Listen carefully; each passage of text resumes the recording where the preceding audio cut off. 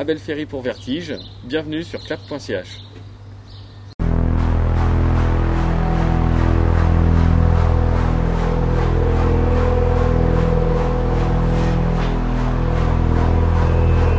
La pub, le clip ou les guignols, ça apprend à être débrouillard, à faire riche avec pas grand chose. C'est un espèce de grand laboratoire, d'une certaine manière, où on fait ses premières armes en tant que réalisateur, en plus des courts-métrages. Et donc du coup ça, on apprend à travailler avec le client, parce que la pub c'est ça avant tout, et puis surtout ça apprend à raconter une histoire, même si ça dure 30 secondes, 1 minute, voire 2 minutes pour les guignols, c'est ça qui est aussi très important. Et donc moi ça m'a permis de m'entraîner entre guillemets à cet exercice de raconter une histoire pour après réussir à faire un long métrage.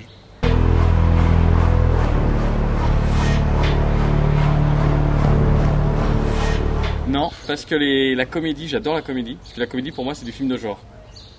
C'est-à-dire que tout est il y a une mécanique qui est extrêmement précise à mettre en place pour arriver à générer soit le rire ou la tension, l'angoisse.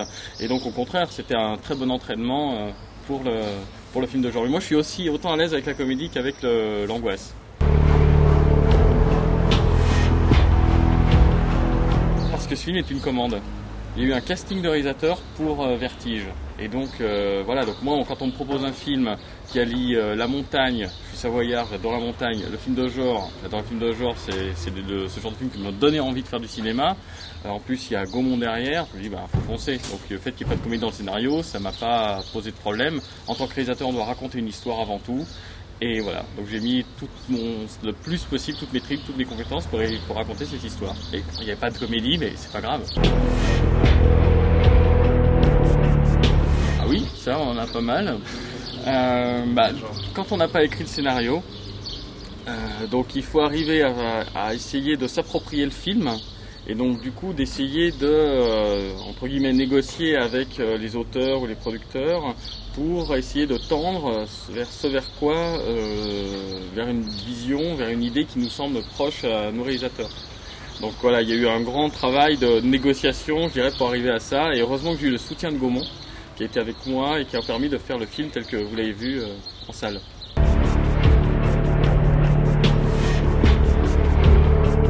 Plein de choses malheureusement, notamment par exemple tout le passé du tueur, tout le passé de cet antagoniste qui est sur la montagne, où tout ça a été prévu. Il y a plusieurs même des scènes qui ont été tournées qui permettent d'expliquer le pourquoi du comment de ces actes. Et voilà, ça malheureusement j'ai dû me séparer de certaines de ces choses-là. Pour le casting, ce que je voulais avant tout, c'est de bons comédiens. Et ce qui était aussi important, c'est que aucun de ces comédiens ne devait avoir peur du vide. Le vertige était prohibé aussi bien pour les techniciens que pour les comédiens. Ensuite, la seule petite chose que j'ai fait varier, la seule petite variante, c'est que pour Johan Libero, celui qui joue le rôle de Loïc, la personne qui a le vertige dans le film, là j'ai pris quelqu'un, Johan n'a absolument pas peur du vide. Il a fait 10 ans d'alpinisme et d'escalade, il est extrêmement à l'aise dans la montagne. Donc du coup ça lui a permis de se concentrer sur son jeu. Et en plus c'est lui qui avait des vraies chutes, parce qu'il n'y a pas de doublure et pas de trucage dans le film. Tout est réel. Donc quand il fait des chutes de 10-15 mètres, c'est vrai. Et à un moment donné, il y avait 120 mètres de vide, on l'a pris, on l'a lâché dans le vide, et hop, c'est les guides avec une corde qui l'ont retenu avant qu'il s'éclate sur les rochers en bas. Donc vraiment, c'est un vrai investissement pour les comédiens. Mais ils ont été entraînés à l'escalade, effectivement, avant. Enfin, ils ont été déjà, quand j'ai fait le casting, j'ai regardé, moi vu que je suis savoyard, je fais de la Via Ferrata de l'alpiniste, donc je leur montrais des photos de Via Ferrata, moi en train d'évoluer avec des passerelles dans le vide, tout ça. Donc ceux qui ne s'évanouissaient pas, potentiellement pouvaient être retenus pour faire le film. Et donc déjà il y a une petite sélection là-dessus. Ensuite on les a entraînés sur des murs d'escalade de 18 mètres à Paris. Et enfin, sur les Via Ferrata du film, je les ai embarqués. Où là j'ai un magnifique bonus DVD, parce que du coup j'aurais fait par exemple un pont de singe à 9h du matin. Un pont de singe, c'est un cap pour les pieds et un cap pour les mains. Donc ça a l'air de rien, mais quand on a 150 mètres de vide sous les pieds, comme ça, je vous garantis qu'il y en a qui se chiaient dessus. Et donc du coup, j'ai de bons bonus, et ils ont tous survécu à ça, puisque je les ai filmés. Pareil pour la plus grande tyrolienne d'Europe qu'on a empruntée pour le film, qui est sur le site de tournage où on a été, près de Modane, dans les Alpes. Et donc ensuite, voilà, ils sont habitués au vide, et c'est comme ça qu'ils ont réussi à faire toutes les scènes que vous avez pu voir dans le film. Déjà l'appréhension du vide, première chose. parce que donc il y a 150 mètres de vide sous les pieds. Il faut évoluer dans un milieu qui est pas forcément facile pour tous les comédiens et pour les techniciens. Mais ça, c'était pas le plus dur. Le plus compliqué, avant tout, ça a été le froid. C'est-à-dire que malheureusement, on a eu un feu vert pour le film très tard, et on a dû tourner en septembre et en octobre. Et bon, donc dans le film, l'action du film est censée se dérouler l'été.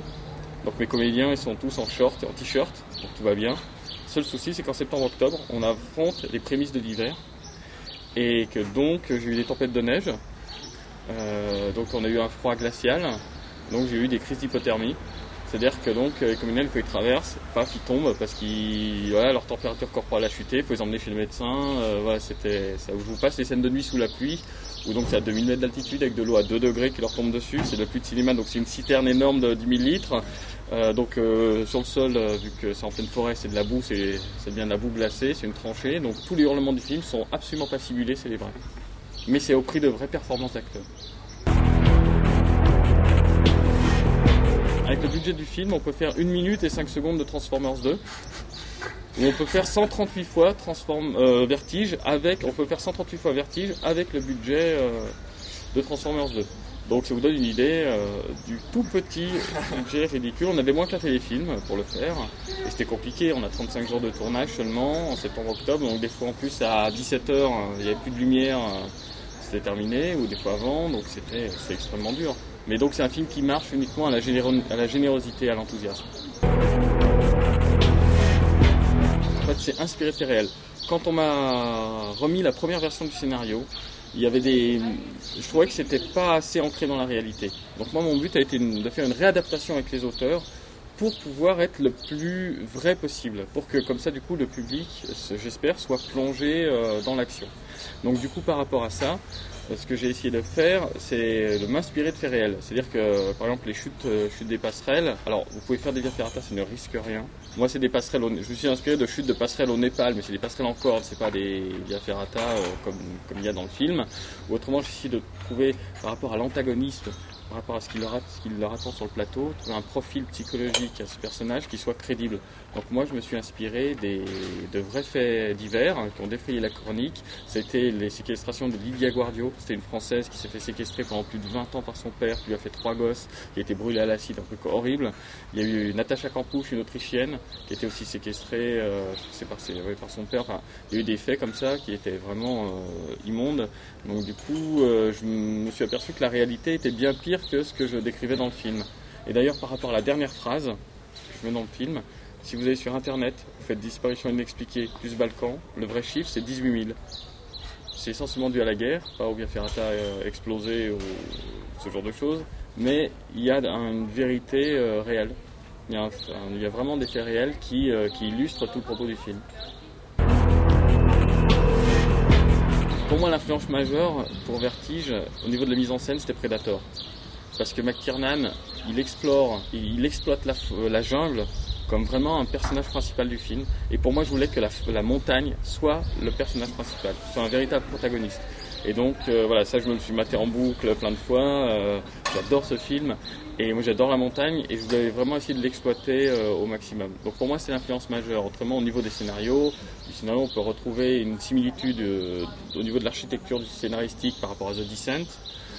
Voilà, enfin forcément il y a une influence de plein de films de genre. Moi j'adore aussi James Cameron, Besson et puis Peter Jackson, et je suis sûr que ces grands metteurs en scène m'ont forcément inspiré aussi même inconsciemment pour la mise en scène de Vertige. Alors c'est assez difficile le cinéma de genre en France. Moi j'ai des comédies pour la France, qui a donc à l'opposé, qui n'a rien à voir. Maintenant, j'adorerais aussi faire un film d'action. Du moment que ça tire et ça explose, moi j'ai pas de soucis. Que ça soit dans l'angoisse ou dans la comédie, faut qu'il y ait ça. Un film d'amour, c'est pas mon truc.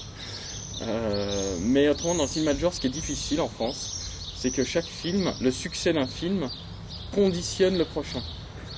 C'est-à-dire que si un film de genre marche pas, ceux d'après ne peuvent plus travailler et faire de films de genre. Donc voilà, j'espère que pour l'instant, Vertige est sorti depuis une semaine, donc fonctionne bien en France. Donc j'espère que ça va continuer et ça permettra d'en faire d'autres. Mais moi je remercie déjà les précédents parce que c'est grâce à eux que j'ai pu faire ce film. Celui que j'ai le plus aimé, c'est Crying Freeman.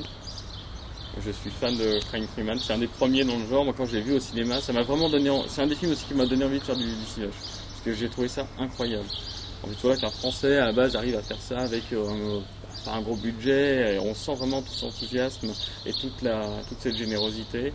Maintenant, non, je les ai pas tous vus, donc je peux pas dire ceux que j'ai moins aimés ou quoi. Je préfère dire vraiment celui que j'ai préféré. De réputation. Maintenant, je suis ravi de venir ici au Nice, parce que voilà, donc je suis d'Annecy. Donc moi, donc je connais bien le coin, enfin la région des Alpes. En plus, donc à Annecy, il y a un lac et des montagnes. Ici, il y a la même chose, donc je me sens presque comme chez moi, et je trouve que c'est vraiment très chaleureux. Et ce qui est vraiment bien, c'est que je trouve que le public est extrêmement chaleureux et passionné de cinéma.